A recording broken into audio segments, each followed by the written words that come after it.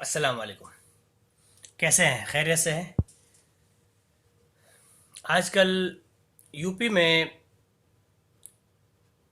योगी आदित्यनाथ की इस्तीफे की मांग बहुत बढ़ गई है। और अब तो वो लोग पहले बीजेपी के प्रवक्ता अक्सर आकर के टीवी के सामने भोंकते थे कि ये तो कांग्रेस पार्टी या वो पार्टी, वो ये party, 2 number party, 3 number party कर रही है, सब ऐसा बोलते थे। लेकिन अब हो ये गया है कि वहाँ का हर वो आदमी जिसने बीजेपी को वोट दिया है वो बीजेपी के खिलाफ हो गया है, सिवाय चंद उन लोगों के जिन जिनके या तो बेटियां नहीं हैं या फिर वो राक्षस राज पर राजी हो गए हैं। उनके अलावा सारे लोग, खाली यूपी के ही नहीं, पूरे देश में योगी के खिलाफ मुहिम चल रही है इस्तीफा दो की। और ये हाथरस का जो वाकया हुआ और उसके पीछे फिर कंटिन्यू बलरामपुर का और भी वाक्य कंटिन्यू हो जा रहे हैं, ऐसा नहीं कि खामोश है। हर दिन कोई ना कोई नया वाकया हो जा रहा है। और लोगों का कहना यह है कि जब रंडवे लोग सरकार में रहेंगे, रंडवे बोलते हैं जिसके बीवी बच्चे ना हो, शादीशुदा ना हो, उसको रंडवा बोलते हैं। अब जिसको बेटी नहीं है, जिसको बीवी नहीं है, वो बेटी का दर्द क्या समझेगा। मैं आपको बताता चलूं कि योगी आदित्यनाथ पहले भक्ति क्या करता था, और उस भक्ति में भी उसने जो है ना कई लोगों को मारा था। उसका जो है ना उसके ऊपर कई केस थे पहले के, लेकिन योगी मुख्यमंत्री बनने के बाद उसने अपने आप के सारे केस खुद ही धुलवा लिए। जो बीजेपी की परंपरा है कि जब भी सत्ता में आते हैं तो अपने केस पहले उतरवा लेते हैं। और आने के बाद भी योगी का सत्ता में आने के बाद दलितों पर, गरीबों पर, किसानों पर, मुस्लिमों पर बहुत अत्याचार हुआ। लोगों ने देखा कि ठोकने की जो बात थी वो सिर्फ गरीब और मुस्लिम और पिछड़े लोगों के लिए थी, अमीरों के लिए नहीं थी, उच्च जाति के लोगों के लिए नहीं थी। जी हाँ। और उसमें जितने लोग मरे अक्सर गरीब, पीड़ित, दुखी, कमजोर, मिस्कीन लोग मरे, ठोकने वाली जो बनाई उसमें भी। और दूसरी बात यह है कि योगी सरकार के आने से एक बात तो पक्की हो गई कि योगी सरकार ने जो दावा किया था राम राज्य का कि हम 2018 के 19 तक पूरी तरह राम राज्य लाएंगे, हो चुका होगा। तो लोगों का मानना यह है कि अगर ये राम राज्य है तो योगी के राम राज्य से बेहतर था कि रावण राज होता। क्योंकि अच्छा, ये जो है ना, ये ये योगी अपने आप को बदनाम नहीं कर रहा है, उसके तो नाम ही नहीं है। ऐसे गुंडे मवाई लोगों का क्या नाम रहेगा, राक्षसों का। लेकिन इसने राम राज्य को भी बदनाम कर दिया। एक तो योगी जो है ना इस बात को राम राज्य मानता है कि चीजों के नाम बदल जाए तो राम राज्य हो गया। नहीं नहीं, जाहिल को यह मालूम होना चाहिए योगी को कि राक्षसगिरी छोड़नी पड़ेगी, राक्षसों का साथ छोड़ना पड़ेगा और इंसानियत को अपनाना पड़ेगा। और जो जबान से जो बोलता है श्री राम, तो श्री राम के आदर्श अपनाने पड़ेंगे। उनकी जो मर्यादा है, आपको पता होना चाहिए कि श्री राम को मर्यादा पुरुषोत्तम कहा जाता है। उनकी मर्यादाओं के सामने सब लोग सलाम करते हैं। लेकिन योगी सरकार जब मठ छोड़ के जो है ना मुख्यमंत्री बना है, तब से जो है ना आतंक मचा रखा है राम के नाम पर।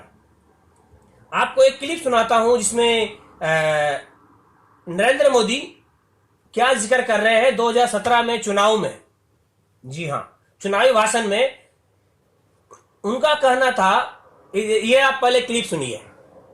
सबसे नीच बात तो यह है कि जहां गाय का नाम आता है तो बीजेपी कुत्तों के जैसा कूदने लगती है। उतना कुत्ता भी नहीं कूदता होगा, जैसे राक्षस जैसा कूदता है।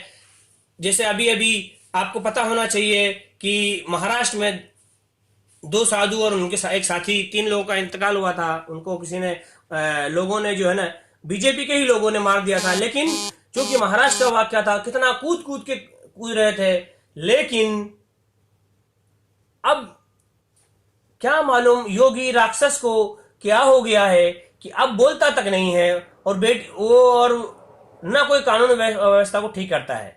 तो हम आपसे एक निवेदन करते हैं कि आप बगैर जालिम बने बगैर राक्षस बने भी बीजेपी को वोट दे सकते हैं, इसमें कोई वो नहीं है। लेकिन ये लोगों के अंदर राक्षसपना जो बीजेपी के आने से बढ़ गया है, इससे मालूम पड़ता है कि ये टीवी चैनल के जरिए बीजेपी ने जो आपके अंदर आपको जो ना धर्म की भांग पिलाई है, शायद ये 1-2 दशकों में तो नहीं खत्म होने वाली। हाँ, लेकिन जब आपकी नस्लें जब इस बात को विचार करेगी तो आपको शर्मिंदगी से गाली देकर के कहेगी कि हमारे बाप दादा जिस वक्त में देश की बेटियों की इज्जत लूटी जा रही थी, धर्म के धंधे में मशगूल थे। जी हाँ, याद रखे, आज नहीं तो कल ये आपके औलाद आपको जो है ना ताना देगी कि हमारे जो माँ बाप थे वो जिस वक्त भारत लूटा जा रहा था, देश लूटा जा रहा था, उस वक्त धर्म के धंधे में मशगूल थे, धर्म की भांग घोट रहे थे। जी हाँ, इसका उदाहरण मैं आपको देता हूं। 3 महीना से लगातार जो है ना जिस केस पर मीडिया ने अपनी जो है ना बकवास की और अपनी जो है ना हैवानियत की हद की, एक रिया चक्रवर्ती को किस तरह से उन्होंने जलील किया, और 3 महीने बाद मालूम पड़ा कि कुछ भी नहीं है। हाँ, इसका मतलब क्या था? मीडिया ने पब्लिक को इसमें बिजी कर दिया, और वहां जो है ना राक्षस सरकार अपना काम कर रही है, चाहे वो योगी राक्षस हो या मोदी जैसा जालिम आदमी हो। ये सारे के सारे देश को लूटने और बेचने का काम कर रहे हैं, और आप लोगों को काम में लगाकर भक्तों को आपके पीछे मैसेज करने छोड़ दिया। खलास, आप भक्तों से लड़ते रहो और भक्तों को पेट्रोल डालते रहो, और भक्त जो है ना मैसेज करते रहेंगे, 2 रुपए मैसेज में बिकते रहेंगे। बस यही काम रह जाएगा भक्तों का। और कल को जब भक्तों का नंबर आएगा तो इनकी मिसाल ऐसी हो जाएगी जैसे कि बवासीर। हाँ, न किसी को बता सकते हैं न चुप रह सकते हैं। जी हाँ, अगर आपको मेरी बात आपको ये सही लगती है तो इसे लाइक और शेयर करें, और अगर आपको सही नहीं लगती है तो जी हाँ, आप फैक्ट चेक करें। जी हाँ, आप फैक्ट चेक करें और मालूमात करें। ये मैं आपको हिंदी मालूमात पर बोल रहा हूं, जो एकदम परफेक्ट बात है। इसके अंदर जो है ना अपनी तरफ से नहीं बल्कि हकीकत के साथ बोल रहा हूं। चैनल को सब्सक्राइब करना जरूर ना भूलें। मैं आपको बता दूं कि रात का निकलना बेटियों के लिए पहले भी मुश्किल था, जब बीजेपी सत्ता में नहीं थी। हाँ, कोई धूल से धुलावा नहीं है। लेकिन बीजेपी आने के बाद फर्क यह पड़ा कि बीजेपी आने से पहले रात में निकलना मुश्किल नहीं था, अब दिन में काम पर जाना, घर से निकलना भी मुश्किल, बल्कि घर के अंदर रहना भी मुश्किल हो गया। अगर आप देखो 3 साल के अंदर के उठा करके, तो घर में रह करके यहां तक कि बेटी पैदा होते ही जो है ना राक्षस, योगी के सारे राक्षस उसको नोचने के लिए तैयार हो जाते हैं। और आपको मालूम होना चाहिए कि यूपी में नहीं बल्कि बीजेपी में जितने बलात्कारी थे अक्सर और जितने आतंकवादी थे, सबको बीजेपी अपने यहां शामिल करती है। और सबसे